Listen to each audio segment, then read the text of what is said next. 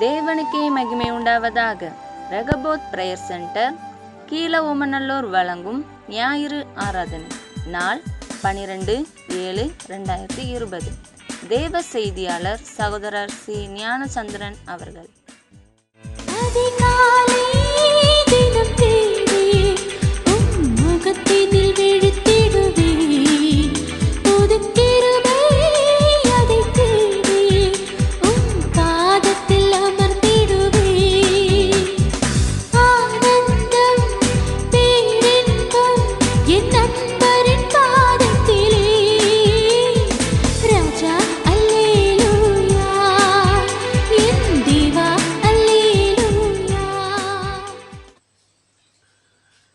கர்த்தருக்கு ஸ்தோத்திரம்.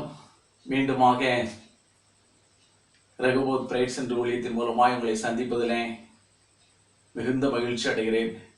அருமையான இந்த ஞாயிற்றுக்கிழமையின் காலவேளைக்காய் கர்த்தரை ஸ்தோத்திரிக்கிறேன். இந்த மனமகிழ்ச்சி நாளிலும் கூட உங்களோடு கூட கலந்து கொண்டு ஜெபிப்பதிலே மிகுந்த சந்தோஷம். நாம் தொடர்ச்சியாய் கர்த்தருடைய வார்த்தையை தியானித்து வருகின்றோம். அநேகர் கர்த்தருடைய வார்த்தையை கேட்டு ஆசீர்வதிக்கப்படுகிறீர்கள். அநேக இடத்திலே ஃபோன் மூலமாகவும் மெசேஜ் மூலமாகவும் வாட்ஸ்அப் மூலமாக கூட தொடர்பு கொண்டு சந்தோஷப்படுகிறீர்கள். கர்த்தர் ஒவ்வொருவரையும் ஆசீர்வதிப்பாராக. இந்த ஊழியத்திற்காக தொடர்ந்து நீங்கள் ஜெபம் பண்ணிக்கொள்ளுங்கள். தொடர்ந்து கர்த்தர் தாமே நடத்துவாராக. கர்த்தருடைய ஊழியம் கர்த்தருடைய சித்தத்தின்படி நடக்கட்டும். இந்த நாளிலும் ஒரு விசை என்னோடு கூட இணைந்து ஜெபியுங்கள். தொடர்ந்து கர்த்தர் ஒரு பாடலை பாடி கர்த்தருடைய வார்த்தையை நாம் தியானிக்க போகின்றோம். ஒரு விசை நம்மை தாழ்த்தி தேவ சமுத்திரம் அர்ப்பணித்து ஜெபிப்போம். ஜெபம். எங்கள் அன்பின் நல்ல பிதாவாகிய கர்த்தாவே, ஆசீர்வதிக்கப்பட்டதான இந்த கால விளைக்காக உமக்கு நன்றி செலுத்துகிறோம். கோடான கோடி ஸ்தோத்திரம் ஐயா. உங்க கிருபையினால் இரக்கத்தினால் எங்களை இதுவரையிலும் காத்து வருகிறீர். நன்றி செலுத்துகிறோம் அப்பா. பஞ்ச காலத்தில் கூட குறைவில்லாமல் எங்களை போஷித்து நடத்தி வருகிறீர். நன்றி செலுத்துகிறோம். கர்த்தர் கொடுத்த நல்ல ஜீவன், சுகம், பலன், ஆரோக்கியத்திற்காய் ஸ்தோத்திரம் ஐயா. உண்ண ஆகாரம் தந்தீர், உடுக்க வஸ்திரம் தந்தீர், இருக்க இருப்பிடம் தந்தீர், கையின் பிரயாசங்களை ஆசீர்வதித்து கொடுத்தீர், சரீரத்தில் நல்ல ஆரோக்கியத்தை தந்தீர். எல்லாவித நன்மைகளுக்காய் கர்த்தரை ஸ்தோத்தரிக்கிறோம். ஆவிக்குரிய ஆசீர்வாதங்களுக்காய் ஸ்தோத்திரம். சரீரத்தில் உள்ள ஆரோக்கியத்தை தந்ததுக்காய் ஸ்தோத்திரம். பொருளாதாரத்தை தந்து ஆசீர்வதிக்காய் ஸ்தோத்திரம்.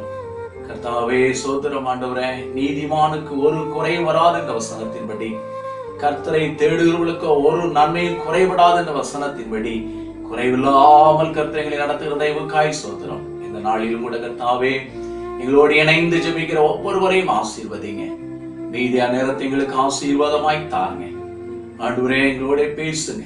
துதித்து பாடவும் கிருபையுள்ள வார்த்தைகளை தியானிக்கவும் கிருபை செய்யுங்க. பரிசுத்த ஆவியானவர் எங்கள் ஒவ்வொருவரையும் போதித்து நடத்த வேண்டும் என்று இயேசு கிறிஸ்துவின் பொற்பாதம் பணிந்து கெஞ்சி மன்றாடுகிறேன் நல்ல பிதாவே. ஆமென்.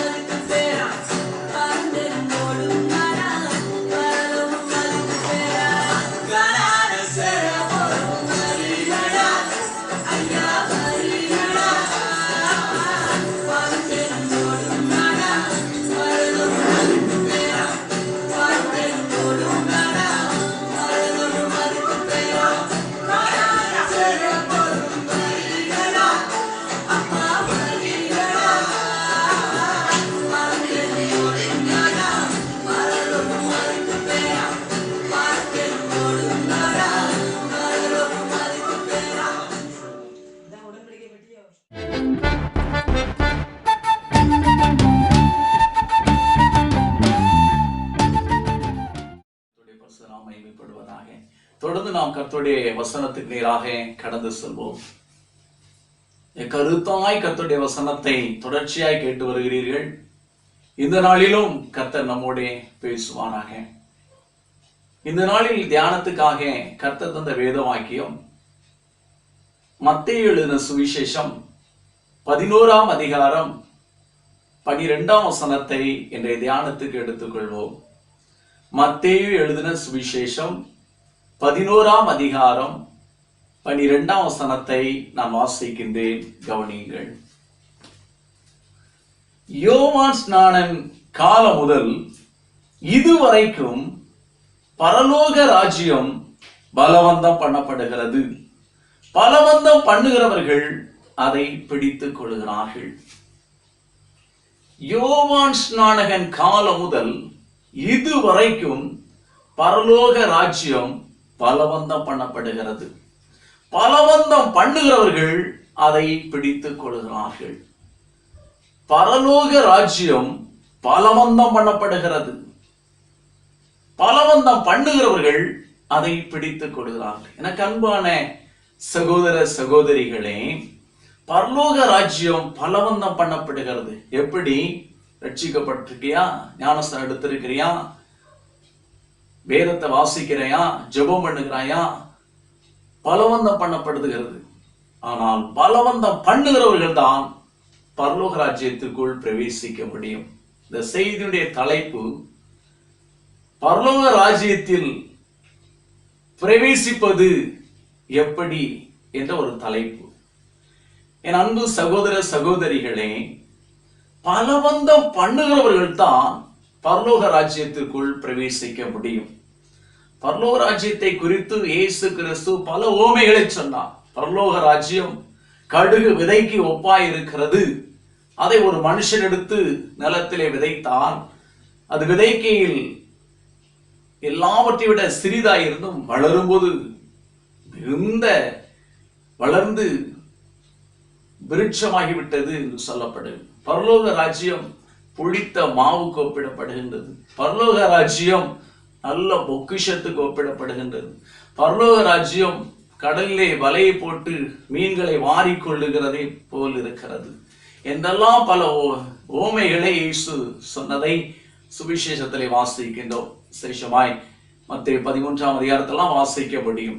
பரலோக ராஜ்யத்திற்குள் பிரவேசிக்க வேண்டுமானால் பிரயாசப்பட வேண்டும். பிரியமானவர்களே, பிலிப்பியர் 2:12 வாசிக்கின்றோம், உங்கள் ரட்சிப்பு நிறைவேற பிரயாசப்படுங்கள் என்று வேதம் சொல்லுகிறது. 2 தீமோத்தேயு 2ஆம் அதிகாரத்திலே 6ஆம் வசனத்திலே பார்க்கின்றோம், பிரயாசப்பட்டு பயிரிடுகிறவன் பலனில் முந்தி பங்கடைய வேண்டும் என்று வேதம் சொல்லுகிறது. பிரயாசம் அவசியம். பிரயாசம் என்பது பலவந்தம் பண்ணுவது. பலவந்தம் பண்ணுகிறவர்கள் தான் பரலோக ராஜ்யத்துக்குள் பிரவேசிக்கிறான் சொல்லி நாம் பார்க்கின்றோம். இன்றைய தினத்திலும் ஒரு 3 காரியங்களை உங்கள் முன்பதாக வைக்க விரும்புகிறேன். பரலோக ராஜ்யத்தில் பிரவேசிப்பதற்கு எப்படி பலவந்தம் பண்ணினார்கள் என்பது 3 மனிதரை உங்களுக்கு முன்பதாக பரிசுத்த வேதாகமத்திலிருந்து உங்களுக்கு முன்பதாக நினைப்பூட்டி ஜெபிக்க ஆயத்தப்படுகிறேன். பிரியமானவர்களே, எப்படி பலவந்தம் பண்ணினார்கள், எப்படி பரலோக ராஜ்யத்திற்குள் பிரவேசிப்பதற்கு வாய்ப்பு கிடைத்தது என்பதை நாம் வேதத்தினுடைய பூர்வமாக நாம் தியானிப்போம். ஆதியாகமத்தின் புஸ்தகத்தை நாம் திருப்பிக் கொள்கின்ற பொழுது ஆதியாகமத்திலே 32ஆம் அதிகாரத்திலே ஆதியாகமம் 32ஆம் அதிகாரத்திலே 24 முதல் வாசிப்போம் என்று சொன்னால் நமக்கு நன்றாக தெரியும்.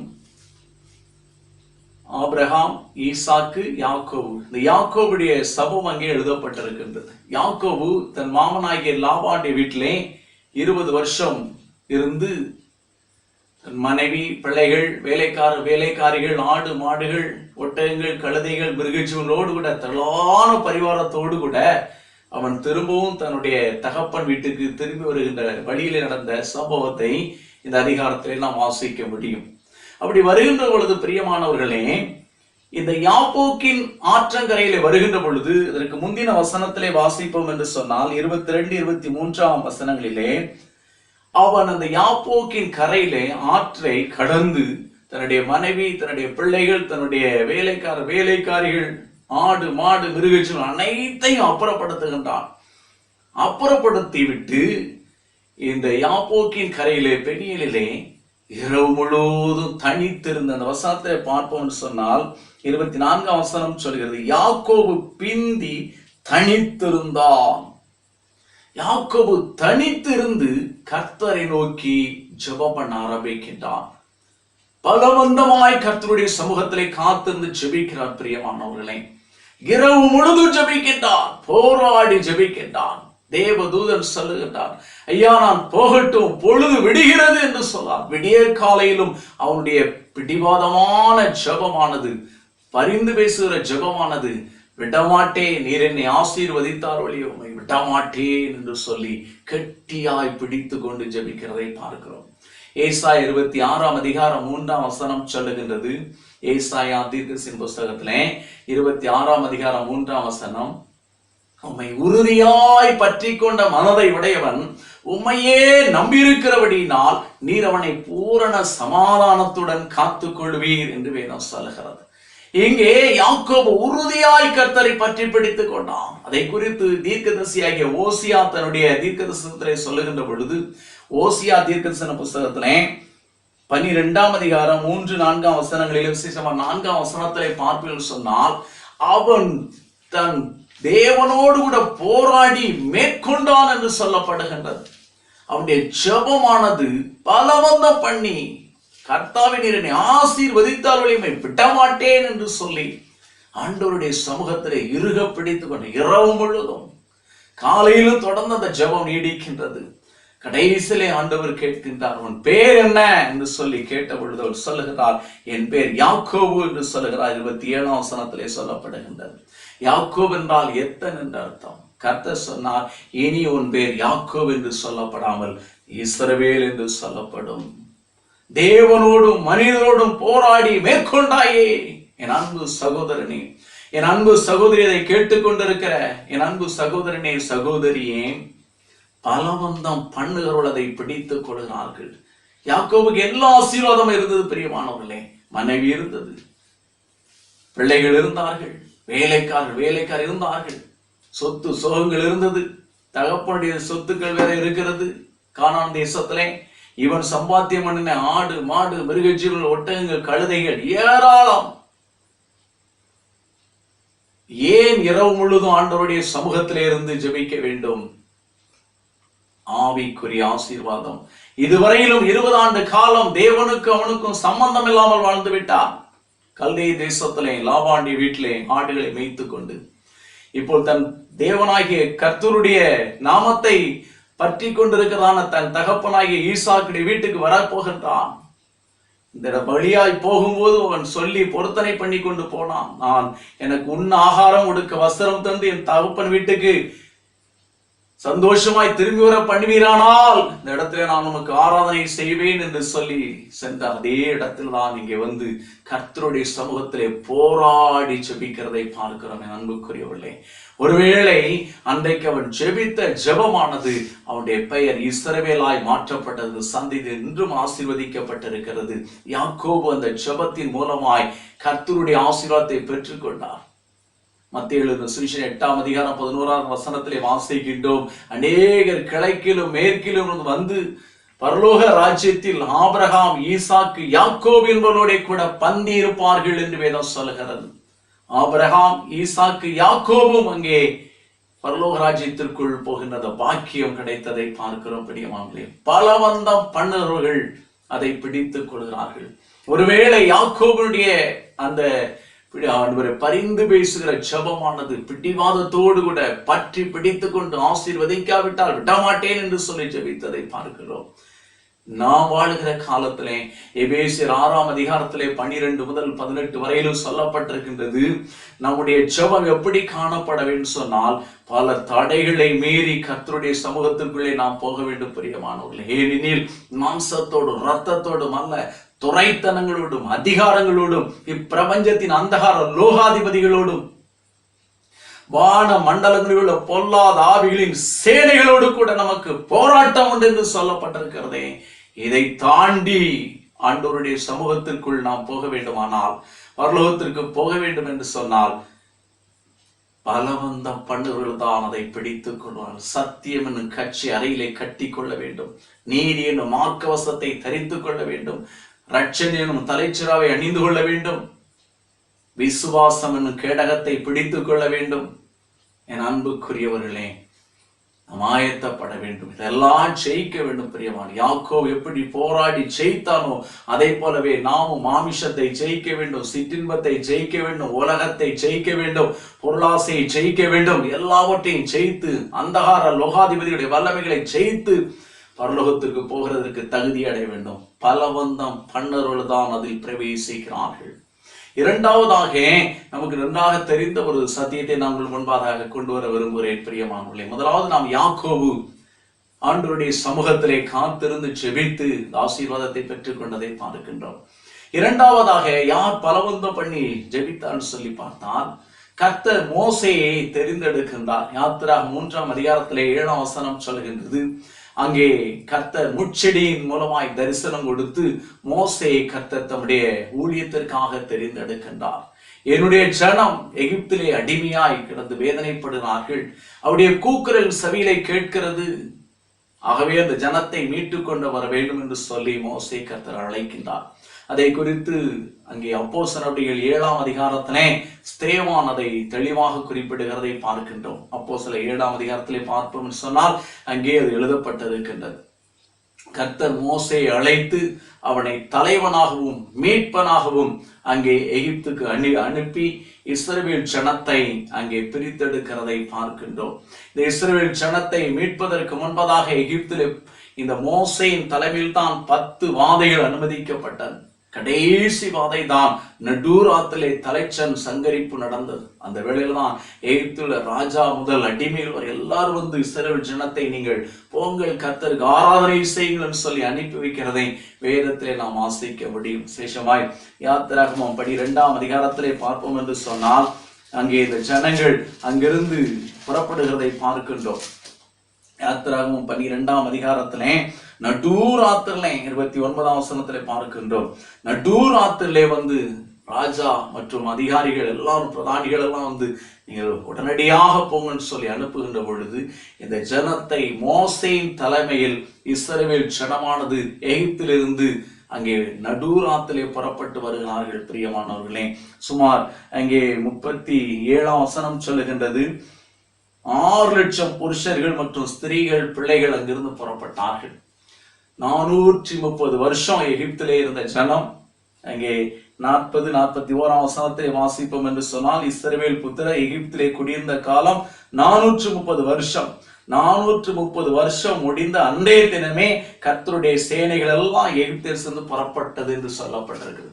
இந்த முழு ஜனத்தையும் நடத்தி கொண்டு வருகிறது இந்த மோசே தான். கர்த்தர் இந்த மோசேக்கு தான் அவ்வளவு பொறுப்பையும் கொடுத்திருந்தார். கர்த்தர் மோசேயோடு தான் பேசினார்.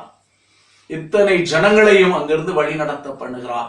அவர் வழிக்கென்று எந்த ஒரு ஆயத்தமும் படவில்லை. முதலாவது ஒரு சோதனை செங்கடல். இந்த மோசையின் தலைமையில் தான் செங்கடலே பெறுகின்றது, மதிச்சோர் போல் நிற்கின்றது. வெட்டாந்திரையின் வழியாக நடத்தி கொண்டு வருகிறார். இனி எத்தனையோ அற்புதங்கள் மோசையின் தலைமையிலே செய்யப்பட்டது. 40 ஆண்டு காலம் இந்த ஜனத்தை வனாந்தரத்திலே நடத்தி வந்தது இந்த மோசே. அப்படிப்பட்ட மோசே கர்த்தரால் சாட்சி பெற்றவன். என்னாகமம் 12ஆம் அதிகாரத்திலே கர்த்தர் சொல்லுகிறார், மோசேயானவன் பூமியில் உள்ள சகல மனுஷர்களும் பொறுமையுள்ளவன் என்று சொல்லுகின்றார். மோசே என் வீட்டில் எங்கும் உண்மையுள்ளவன் என்று கர்த்தர் சொல்லுகின்றார். அப்படிப்பட்ட ஒரு மோசே. என் அன்பானவர்களே, யாத்திராகமம் 17ஆம் அதிகாரத்திலே பார்க்கின்ற பொழுது கர்த்தர் அங்கே தண்ணீர் இல்லாத சூழ்நிலை ஜனங்கள் அங்கலாய்க்கின்ற பொழுது, மோசைக்கு விரோதமாய் முறுமுறுக்கின்ற பொழுது கர்த்தர் அங்கே 6ஆம் வசனத்திலே ஓரேபிலே கர்த்தர் அந்த கண்மலை மேல் நின்று, நீ இந்த கண்மலை அடி, அப்பொழுது கண்மலை தண்ணீரில் தண்ணீரை கொடுக்கும் என்று சொல்லுகின்றார். 6ஆம் வசனத்திலே யாத்திராகமம் 17ஆம் அதிகாரம் 6ஆம் வசனத்திலே இந்த இடத்திலே கர்த்தர் அந்த கண்மலை அடிக்க சொன்ன பொழுது கண்மலையிலிருந்து தண்ணீர் ஆறாக வந்தது. ஜனங்கள் திருப்தியாய் குடித்தார்கள். ஆனால் எண்ணாகம புத்தகத்திலே 20ஆம் அதிகாரத்திலே நீங்க திருப்பிக் கொள்வேன்னு சொன்னால், எண்ணாகமம் லேவியராகமம் எண்ணாகமத்திலே 20ஆம் அதிகாரத்திலே பார்க்கின்ற பொழுது 7ஆம் வசனம் முதல் சொல்லப்பட்டிருக்கின்றது. கர்த்தர் மோசேயை நோக்கி, நீ கோலை எடுத்துக்கொண்டு நீயும் உன் சகோதரனை ஆரோனும் சபையாரை கூடி வரச் செய்து அவர்கள் கண்களுக்கு முன்னே கண்மலையை பார்த்து பேசுங்கள் என்று சொன்னார். முதலாவது நாம் வாசித்தோம் யாத்திராகமம் 17ஆம் அதிகாரம் 6ஆம் வசனத்திலே கண்மலையை அடி என்று சொன்னார். தண்ணீர் புறப்பட்டு வந்தது. இந்த இடத்திலே கர்த்தர் மோசே இடத்திலே சொல்லுகின்றார். மோசையும் ஆரோடும் நிற்கிறார்கள். கர்த்தர் சொல்லுகின்றார், இந்த கண்மலையை பார்த்து பேசு என்று சொல்லுகிறான். கவனிக்கணும் நீங்க பிரியமானவர்களே, சத்தியத்தை சொல்லுகின்றேன். அந்த இடத்திலே கண்மலையை அடிக்க சொன்னார், தண்ணீர் புறப்பட்டு வந்தது. இந்த இடத்திலே மோசையை பார்த்து சொல்லுகின்றார், நீ இந்த கண்மலையை பார்த்து பேசு, அது தன் தண்ணீரை கொடுக்கும் என்று சொல்லி. ஆனால் ஜனங்களுடைய எமோஷனை தாங்க முடியாமல், ஜனங்களுடைய அந்த கொடிய கோபங்களை சகித்துக் கொள்ள முடியாமல் பொறுமை இழந்தவனாக மோசே தன் கையில் இருந்த கோலினாலே கண்மலையை 2 தரம் அடித்தான் சொல்லி வசனம் சொல்லுகின்றது. கையில் இருந்த கோலினால் கண்மலை அடித்த உடனே தண்ணீர் வந்தது. ஜனங்கள் திருப்தியாகிவிட்டார்கள். ஆனால் கர்த்தர் மோசேயின் மேலும் ஆரோனின் மேலும் கோபம் கொண்டார் என்று வேதம் சொல்லுகிறது. நீங்கள் ஜனத்துக்கு முன்பதாக என்னை பரிசுத்தம் பண்ணாமல் விட்டுவிட்டபடியினால், அங்கே ஆரோன் ஓர் என்னும் மலையிலே 24ஆம் வசனத்திலே பார்த்து சொன்னால், ஓர் 23, 24ஆம் வசனத்திலே ஓர் என்னும் மலையிலே ஆரோன் மரித்து போய்விடுகின்றார். மோசே ஆரோனை பார்த்து கர்த்தர் சொல்லுகின்றார், நான் வாக்குத்தத்தம் கொடுத்ததானே கானான் தேசத்திற்குள் உங்களை அனுமதிக்க மாட்டேன், நீ போக முடியாது, இந்த வனாந்தரத்திலேயே நீங்க விழுந்து போவீர்கள் என்று சொல்லி கர்த்தர் சொல்லுகிறார். என் அன்புக்குரிய தேவ ஜனமே, நன்றாக கவனிக்க வேண்டும். யார் இந்த மோசே? 40 ஆண்டு காலம் ஊழியம் செய்தவர், கர்த்தருக்காக வைராக்கியம் கொண்டிருந்தவர், அக்கினிமயமான பிரமாணங்களை கர்த்தருக்கு பெற்றுக்கொண்டு வந்த மோசேயுடைய முகத்தை இஸ்ரவேலரால் நோக்கி பார்க்க முடியவில்லை. அவ்வளவு மகிமை மோசேயின் முகத்தில் காணப்பட்டது. முதலாவது 40 நாட்கள் இரவும் பகலும் கர்த்தருடைய சமூகத்திலே புசியாமலும் குடியாமல் சீனாய் மலையிலே பிரமாணங்களை பெற்றுக் கொண்டு வந்தார். மறுபடியும் 40 நாட்கள் இரவும் பகலும் புசியாமலும் குடியாமலும் கர்த்தருடைய சமூகத்திலிருந்து பிரமாணங்களை பெற்றுக் கொண்டு வந்தார். அப்படிப்பட்ட மோசேதான் கர்த்தருடைய வார்த்தைக்கு கீழ்ப்படியாமற் போன பொழுது அழைக்கப்பட்டதான எழுத்தின்படி உள்ள கானான் தேசத்துக்குள் பிரவேசிக்க அனுமதியில்லை. எவ்வளவோ கரவி கெஞ்சி பார்த்தார் ஆண்டவரிடத்துல. கர்த்தர் சொன்னார், இந்த காரியத்தை குறித்து நீ என்னிடத்துல பேசாதே மோசே அப்படி என்று சொல்லிவிட்டான். வேதத்திலே நாம் வாசிக்கின்றோம். உபாகமம் 33ஆம் அதிகாரத்திலே அவன் மறுபடியும் கெஞ்சி பார்க்கிறான், அனுமதிக்கவில்லை.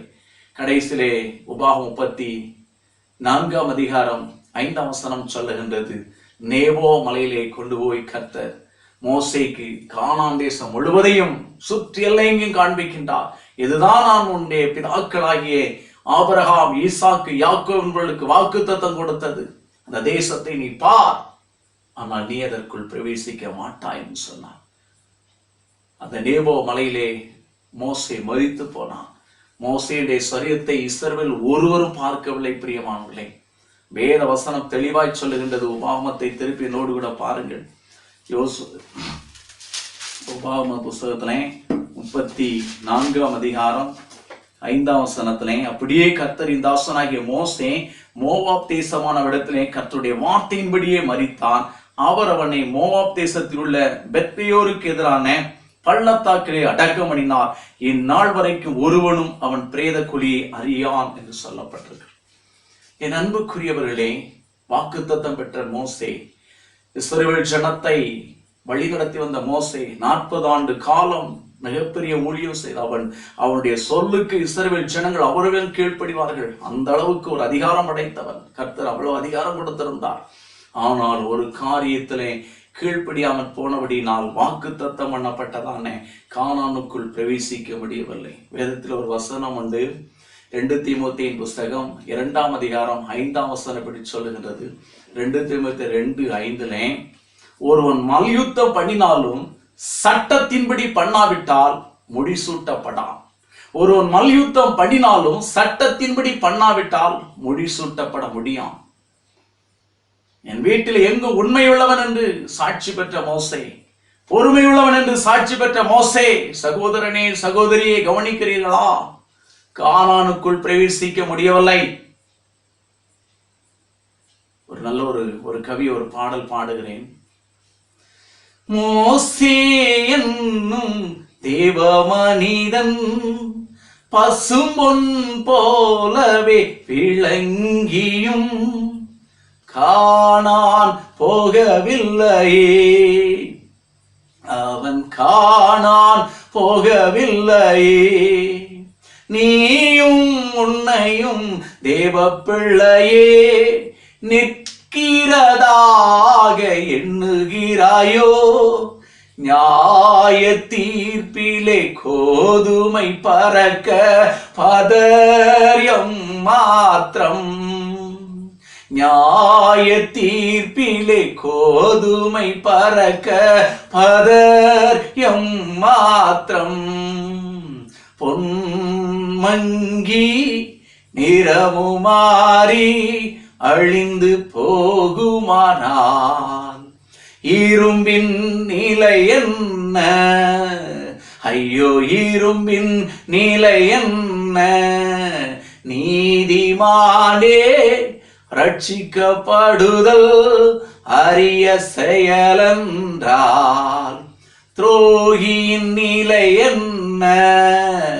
தெய்வ துரோகியின் நிலை என்ன? காலம் இனியும் செல்லாதே, கடைசி செய்தியை அறிவிப்பாயே. சோர்ந்து போகாமலே, மனம் சோர்ந்து போகாமலே ஆவியானவர் துணை செய்வார். ஆத்தும ஆதாயம் செய்திடுவாய். கிறிஸ்துவை உடையவன் பேசாவிட்டால் கல்கள் கூப்பிடுமே.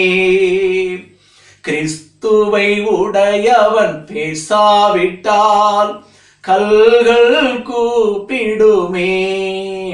பொன்மங்கி நிறமுமாறி அழிந்து போகுமானால் இரும்பின் நிலை என்ன? ஐயோ, இரும்பின் நிலை என்ன? நீதிமானே ரட்சிக்கப்படுதல் அரிய செயலென்றால் துரோகியின் நிலை என்ன? தெய்வ துரோகியின் நிலை என்ன? என் அன்பு சகோதரனே, என் அன்பு சகோதரியே, 1 பேதுரு 4ஆம் அதிகாரம் 18ஆம் வசனம் சொல்லுகின்றது. 1 பேதுரு 4ஆம் அதிகாரம் 18ஆம் வசனம் சொல்லுகிறது, நீதிமானே ரட்சிக்கப்படுவது அரிதானால் பக்தி இல்லாதவனும் பாவியும் எங்கே நிற்பான்? நீதிமான் ரட்சிக்கப்படுவதே அரிதானால் பக்தியுள்ளவனும் பக்தி இல்லாதவனும் பாவி எங்கே நிற்பான்? மோசே, அவனை குறித்து வேதம் என்ன சொல்லுகின்றது? தொடர்ந்து வாசித்து பார்ப்போம். உபாகம் 34ஆம் அதிகாரத்திலே கடைசி 2 வசனங்கள் பாருங்கள். 11, 12 பாருங்கள். அவன் இஸ்ரவேல் எல்லாருக்கும் பிரத்யட்சமாய் செய்த சகல வல்லமையான கிரியைகளையும் மகா பயங்கரமான செய்கைகளையும் பார்த்தால் கர்த்தரை முகமுகமாய் அறிந்த மோசேயை போல ஒரு தீர்க்கதரிசியும் இஸ்ரவேலில் அப்புறம் எழும்பினதில்லை என்று விளங்கும் என்று சொல்லப்படும். கர்த்தர் ஒவ்வொருவருக்கும் ஒரு கனத்தை கொடுக்கிறார் பிரியமானவர்களே, ஒரு மகிமையை கொடுக்கின்றார். ஸ்தானம் தப்பின நட்சத்திரங்களாய் போய்விடக்கூடாது, ஸ்தானம் தவறின தேவதூர்கள் விழுந்து போனார்கள், அப்படி போய்விடக்கூடாது. இது எச்சரிக்கையாய் ஆண்டவர் பேசிக் கொண்டிருக்கிறார். ஒருவேளை அவன் பரமகானாகிய பரலோகத்திற்குள் பிரவேசித்து விட்டார். ஏனென்றால் இயேசு கிறிஸ்து பூமிக்கு ஊழியத்திற்கு வந்திருக்கின்ற பொழுது லூக்கா 9ஆம் அதிகாரத்திலே பார்க்கிறோம். அந்த மறுரூப மலையிலே இயேசு கிறிஸ்து மறுரூபப்படுகின்ற பொழுது மோசே எலியாவும் மகிமையடைந்தவர்களாய் இறங்கி வந்து எருசலேம் நிறைவேற்ற போகிற மரணத்தை குறித்து பேசிக் கொண்டிருந்தார்கள். வேதத்தில் வாசிக்கின்றோம். 3 பேருடைய மரணம் சஸ்பென்ஸாக காணப்படுகின்றது. ஒன்று, ஆதியாகமம் 5ஆம் அதிகாரம் 24ஆம் வசனத்திலே ஏனோக்கு தேவனோடு சஞ்சரித்துக் கொண்டிருக்கையில் காணப்படாமற் போனான், தேவன் அவனை எடுத்துக்கொண்டார் என்று வேதத்தில் வாசிக்க முடியும். இரண்டாவதாக மோசே தேவனோடு சஞ்சரித்துக் கொண்டிருந்த தேவ மனுஷன் அந்த நேபோ மலையிலே தேவனோடு கூட போயிருக்கின்ற பொழுது 4 புறமும் கானான் தேசத்தை காண்பித்து விட்டு அவன் அங்கே மரித்து போகிறான். இஸ்ரவேலில் யாரும் அவனுடைய சரீரத்தை பார்க்கவில்லை. ஆனால் அவனுடைய சரீரத்தை குறித்து பிசாசானவன் தர்க்கிக்கின்றான். புதிய ஏற்பாட்டிலே யூதா எழுதின பொதுவான நிருபத்திலே 9ஆம் வசனத்தை வாசிப்பீர்கள் சொன்னால், மோசேயின் சரீரத்தை குறித்து பிசாசானவன் தர்க்கிக்கின்ற பொழுது பிரதான தூதனாகிய மிகாவேல் வந்து அவனை கடிந்து கொண்டான் என்று சொல்லப்பட்டிருக்கின்றது. மூன்றாவதாக எலியா மரணத்தை காணாதபடி சுழல் காட்டிலே பரலோகத்திற்கு ஏறி போனான் சொல்லப்பட்டு 2 ராஜாக்கள் 2ஆம் அதிகாரம் 11ஆம் வசனத்தில். இந்த 3 பேர் மரணம் காணாதபடி எடுத்துக்கொள்ளப்பட்டவர்கள் சொல்ல முடியும். இன்னும் ஒரு காரியத்தை பார்த்து நாம் ஜெபிப்போம். முதலாவது நாம் யாக்கோபு பலவந்தம் பண்ணி ஜெபித்ததை பார்க்கின்றோம். இரண்டாவதாக மோசே இவ்வளவு பெரிய ஊழியத்திலே இருந்தும் கூட வாக்குத்தத்தம் பண்ணப்பட்ட கானானிற்குள் பிரவேசிக்க முடியாமல் போய்விட்டது. நாம் இழந்து விடக்கூடாது சகோதரனே, சகோதரியே. மூன்றாவது ஒரு காரியத்தை நாம் பார்த்து ஜெபிப்போம். மூன்றாவதாக சபையை துன்பப்படுத்தி கொண்டிருந்தான சவுலை இயேசு சந்திக்கின்றார். அப்போஸ்தலர் 9ஆம் அதிகாரத்திலே பார்த்தால், அப்போஸ்தலர் 9ஆம் அதிகாரத்திலே அவன் தமஸ்குவுக்கு போகின்ற பொழுது 3ஆம் வசனத்திலே பார்க்கின்றோம், வானத்திலிருந்து ஒரு ஒளி அவனை சுற்றி பிரகாசித்தது, அவன் தரையிலே விழுந்தான். அப்பொழுது சவுலே சவுலே, நீ என்னை ஏன் துன்பப்படுத்துகிறாய் என்று தன்னுடைய சொல்லுகிற ஒரு சத்தத்தை கேட்டான். அதற்கு அவன், ஆண்டவரே நீர் யார் என்றான். அதற்கு கர்த்தர், நீ துன்பப்படுத்துகிற இயேசு நானே, முள்ளில் உதைக்கிறது உனக்கு கடினமா என்றார். அவன் நடுங்கி திகைத்து, ஆண்டவரே நான் என்ன செய்ய சித்தமாயிருக்கிறேன். பவுலுடைய ஒரே ஒரு விண்ணப்பம் பிரியமானவர்களே, ஒரே ஏக்கம், ஆண்டவரே நான் என்ன செய்ய சித்தமாயிருக்கிறேன். அவர் தம்முடைய சித்தத்தை வெளிப்படுத்தினார். அனனியா என்கிற தீர்க்கதரிசியிடத்திலே கர்த்தர் சொல்லுகின்றார், அவன் என் நாமத்தின் நிமித்தம் எவ்வளவாய் பாடுபட வேண்டும் என்பதை நான் அவனுக்கு காட்டுவேன்.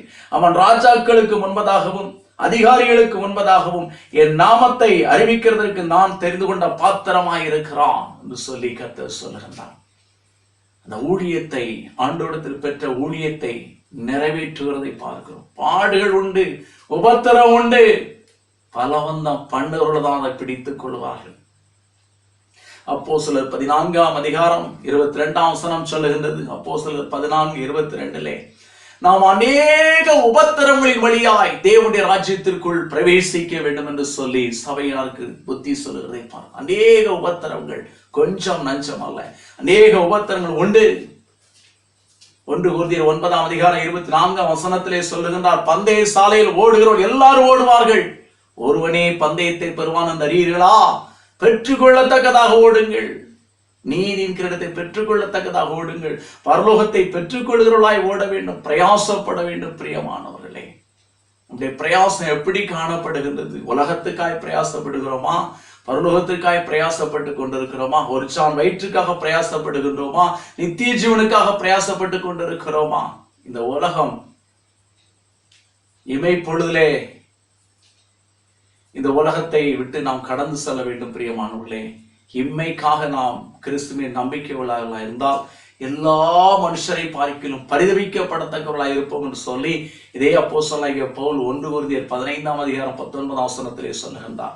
இம்மைக்காக, இந்த உலகத்தின் வாழ்க்கைக்காக, ஆசாபாசங்களுக்காக, பதவிக்காக, பெருமைக்காக, புகழுக்காக, அதற்காக மாத்திரம் இயேசுவை பின்பற்றுவதாய் காணப்படுவோமே ஆனால் எல்லாரை விட நீ பரிதவிக்கிறவனாய் போய்விடுவாய். பரலோகத்திற்காக பவுல் சொல்லுகின்றார் பிலிப்பியர் 3 எப்படியாயினும் நான் உயிர்த்தெழுதலில் பங்கு பெறும்படிக்கு எனக்கு லாபமாய் இருந்தவைகள் எவைகளோ அவைகளை கிறிஸ்துவுக்கு என்று நஷ்டமாகவும் குப்பையுமாக விட்டுவிட்டேன் என்று சொல்லுகின்றார். என் அன்புக்குரியவர்களே, இன்னும் பாருங்கள், பிலிப்பியர் 3 நாம் வாசிக்கின்ற பொழுது, அதாவது 12 பாருங்கள். நான் அடைந்தாயிற்று அல்லது முற்றும் தேறினானேன் என்று எண்ணாமல் கிறிஸ்து இயேசுவினால் நான் எதற்காக பிடிக்கப்பட்டேனோ, தமஸ்குவுக்கு போகின்ற பொழுது இயேசு என்னை பார்த்து எதற்காக பிடித்து எடுத்தாரோ அதை நான் பிடித்துக் கொள்ளும்படி ஆசையாய் தொடருகிறேன். என்ன லாபம் வந்தாலும் சரி, நஷ்டம் வந்தாலும் சரி. இங்கே பிலிப்பியர் 4:11 வாசிக்கின்றோம். என் குறைச்சலினால் நான் இப்படி சொல்லுகிறதில்லை, எந்த நிலைமையில் இருந்தாலும் நான் மன ரம்யமாய் இருக்க கற்றுக்கொண்டேன். தாழ்ந்திருக்கும் எனக்கு தெரியும், வாழ்ந்திருக்கும் எனக்கு தெரியும். திருப்தியா இருக்கவும், பட்டினியா இருக்கவும், பசியா இருக்கவும், நான் பரிபூர்ணப்படவும் போதிக்கப்பட்டேன். என்னை பலப்படுத்துகிற கிறிஸ்துவினால் எல்லாவற்றையும் எனக்கு பலன் உண்டு. எத்தனை துன்பங்கள், எத்தனை போராட்டங்கள், அதெல்லாம் ஆண்டவரை மறுதலியாமல் வாழ்வதை பார்க்கிறோம்.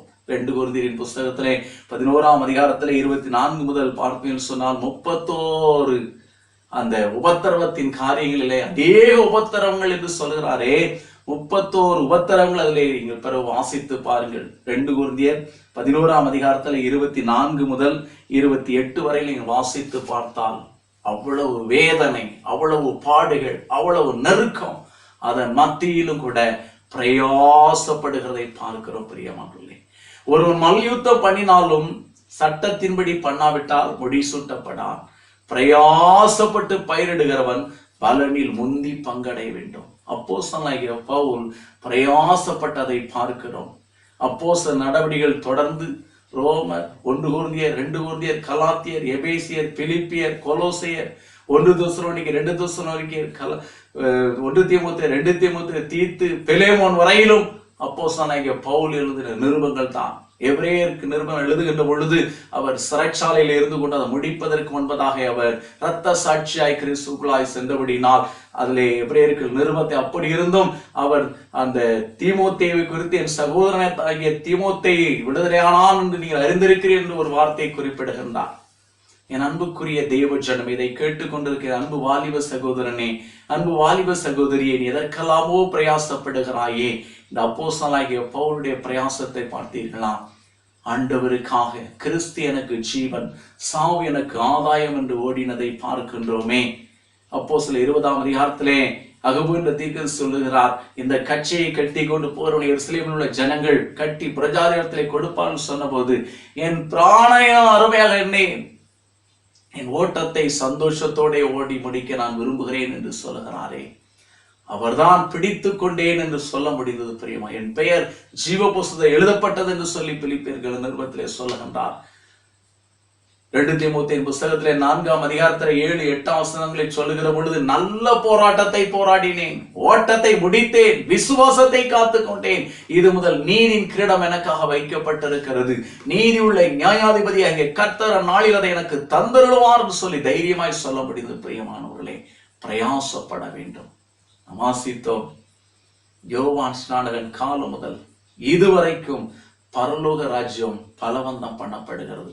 பலவந்தம் பண்ணுகிறவர்கள் தான் அதை பிடித்துக் கொள்கிறார்கள். யாக்கோபு பலவந்தம் பண்ணி ஜெபித்தபடினால் பிடித்துக் கொண்டார்.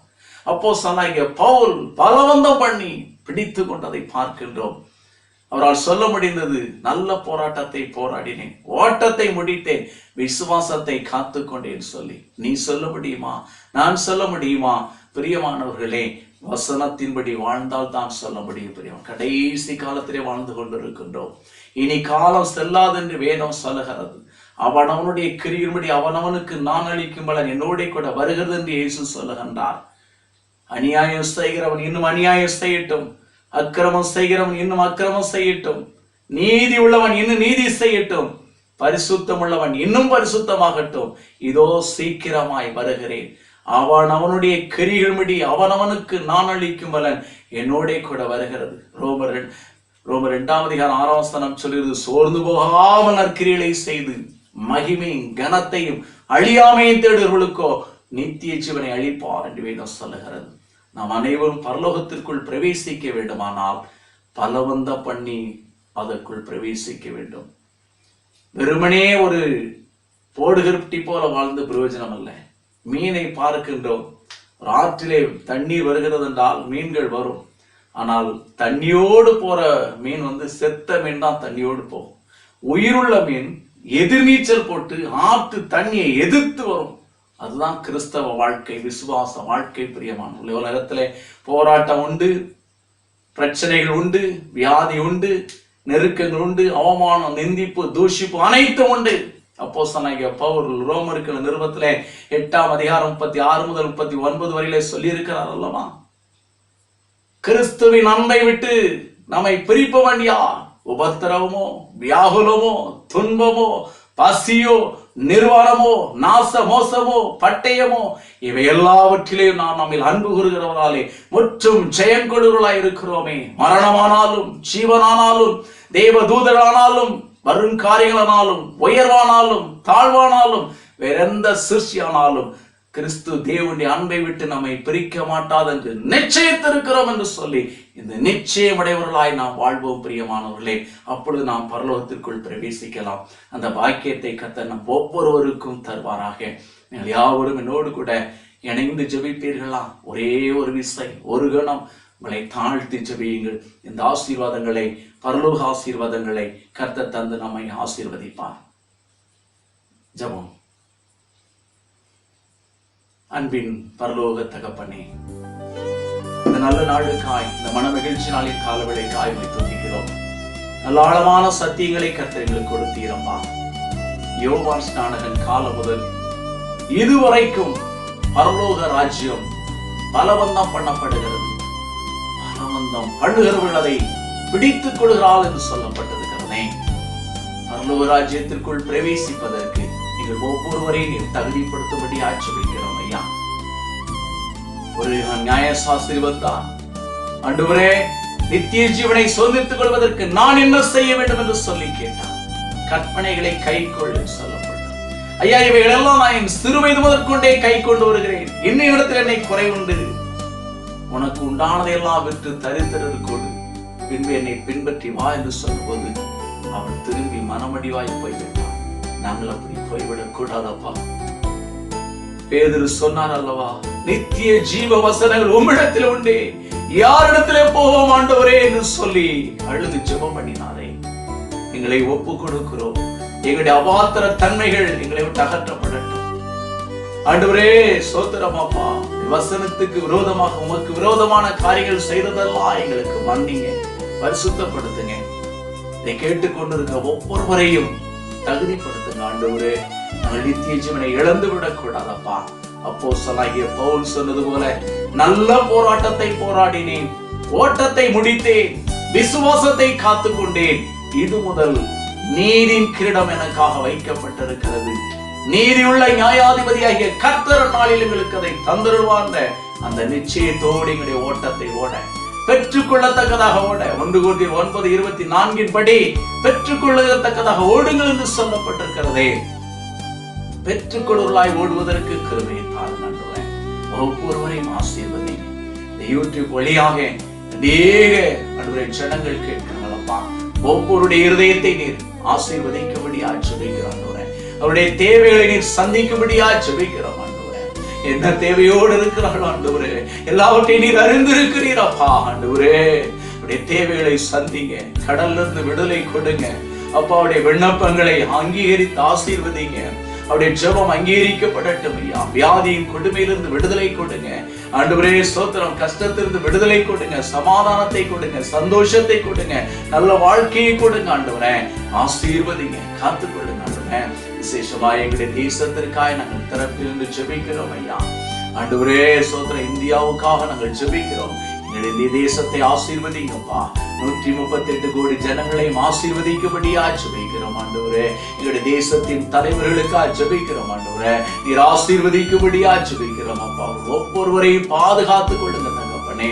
எங்கள் தேசத்தை சுற்றிலும் காவலுக்கு நிறுத்தப்பட்டிருக்கிற ராணுவ அதிகாரிகளுக்காக ஜெபிக்கிறோம் ஐயா. உங்களுடைய ரத்த கோட்டைகளாக ஒவ்வொருவரையும் மறைத்து பாதுகாத்துக் கொள்ளுங்க ராஜா. என்னுடைய தேசத்துக்கு எல்லா அதிகாரிகளுக்காக ஜெபிக்கிறோம். ஆசீர்வதிங்க, பாதுகாத்துக் கொள்ளுங்க ஆண்டவரே. உம்முடைய கரத்தை நோக்கி பார்க்கிறோம் ஆண்டவரே. இந்த கொடிய கொள்ளை நோயிலிருந்து சீக்கிரத்துல விடுதலை தாருங்க ஆண்டவரே. எல்லா மக்களும் சுகம் பெறட்டும் ஆண்டவரே. விடுதலை அடையட்டும் ஐயா. கிருபை கொடுத்து நடத்துங்க தகப்பனே. ஆசீர்வதிங்க. எங்களை தாழ்த்தி உடைய கரத்துல ஒப்புக்கொடுக்கிறோம். மீண்டும் ஆண்டவரை நாங்கள் சந்திக்கும் வரையிலும் உடைய கிருபை எங்கள் ஒவ்வொருவரையும் தாங்கி நடத்தட்டும். ஆசீர்வதிங்க, பாதுகாத்துக் கொள்ளுங்க ஆண்டவரே. துதி கனம் மகிமை எல்லாம் உமக்கே செலுத்துகிறோம். என் இயேசுவின் ஜெபம் கேளு பிதாவே. ஆமென். என் ஆத்துமாவே கர்த்தரை ஸ்தோத்திரி. என் முழு உள்ளமே அவருடைய பரிசுத்த நாமத்தை ஸ்தோத்திரி. என் ஆத்துமாவே கர்த்தரை ஸ்தோத்திரி. அவர் செய்த சகல உபகாரங்களை மறவாதே. ஆமென். கர்த்தர் தாமே உங்கள் ஒவ்வொருவரையும் ஆசீர்வதிப்பாராக. God bless you. ஜெப உதவிக்கு ரெகபோத் பிரேயர் சென்டர் 6/45 தெற்கு தெரு, கீழஉமநல்லூர், திருநெல்வேலி 6,27,356. Cell number 9944445117. கர்த்தர் உங்களை ஆசீர்வதிப்பாராக. ஆமென்.